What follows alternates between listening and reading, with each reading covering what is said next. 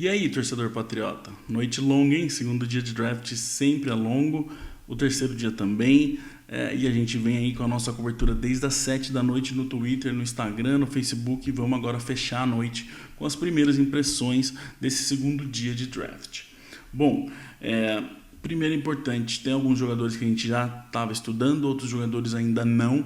Então, é realmente minhas primeiras impressões, o pouquinho que eu consegui ler, mas a gente vai ter podcast ainda esse final de semana, onde a gente vai estudar melhores esses jogadores e a gente trazer uma análise bem mais detalhada, bem melhor para vocês. Mas a gente quer movimentar o YouTube, vocês querem que a gente movimente o YouTube, então a gente está aqui já na madrugada do sábado para falar do resumo da nossa primeira impressão desse segundo dia de draft.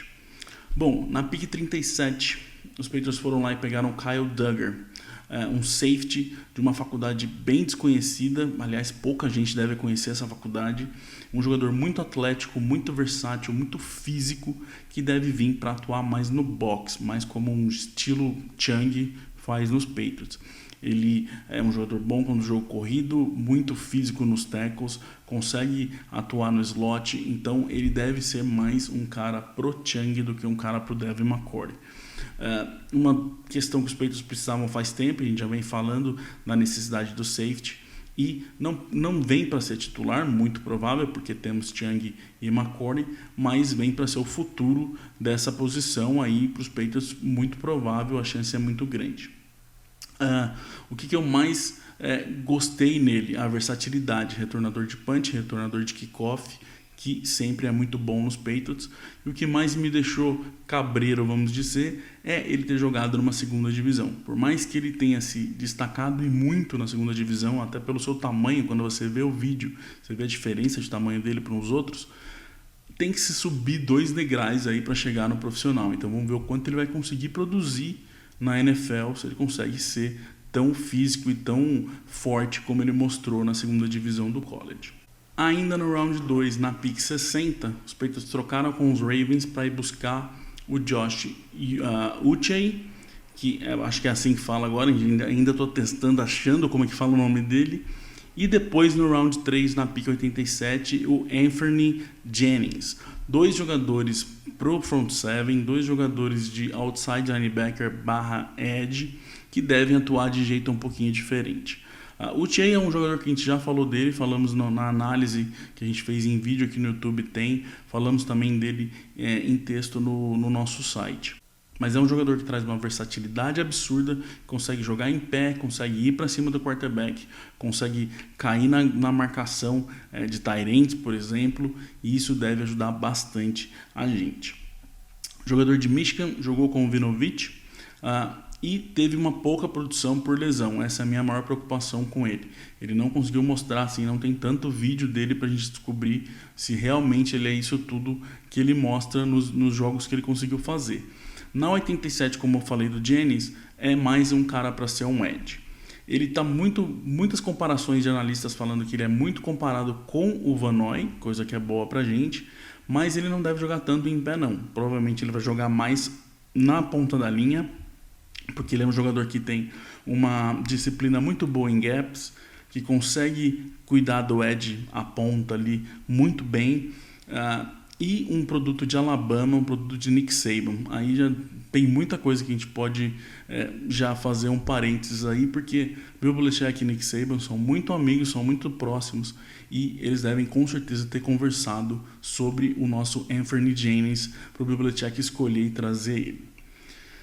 No round 3, pick 91, mais uma troca agora com o Raiders para ir buscar um tight end, finalmente Devin Asiasi.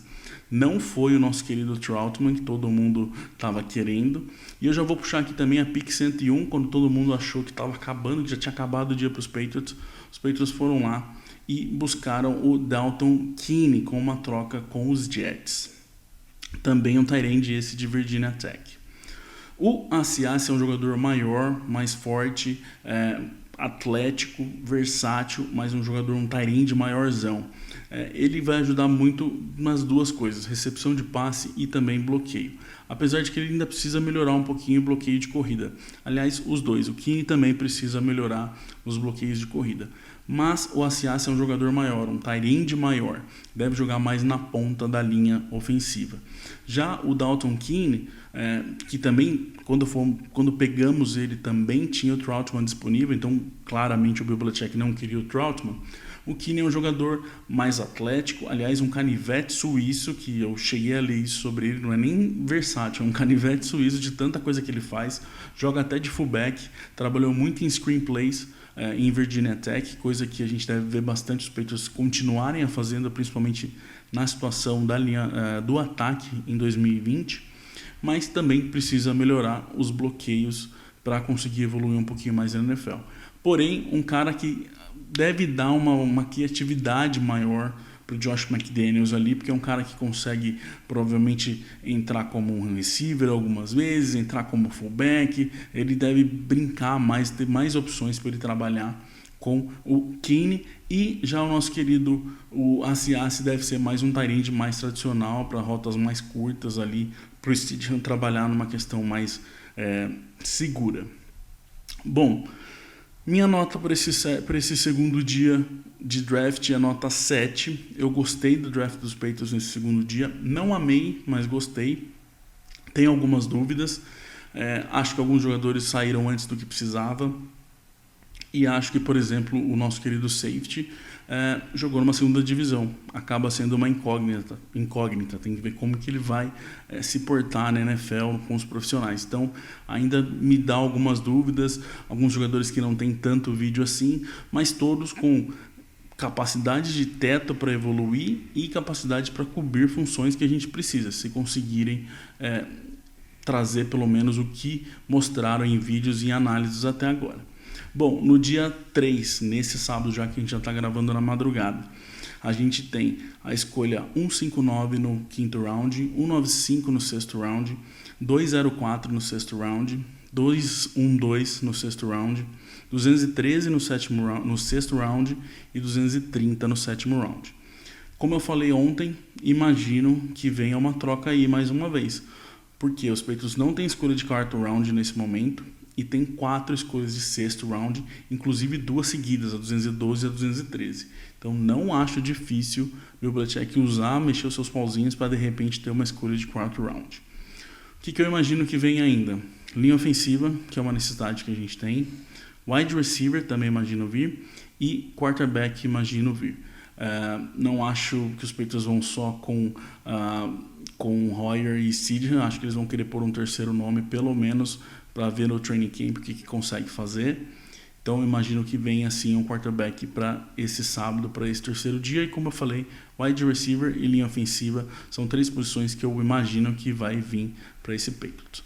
Bom, amanhã a gente vem também com essas primeiras impressões do dia, quando o draft acabar. E no final de semana, domingo, no máximo segunda-feira, a gente vem com um podcast com análise maior desses jogadores, da situação e de tudo que a gente deve esperar desses jogadores.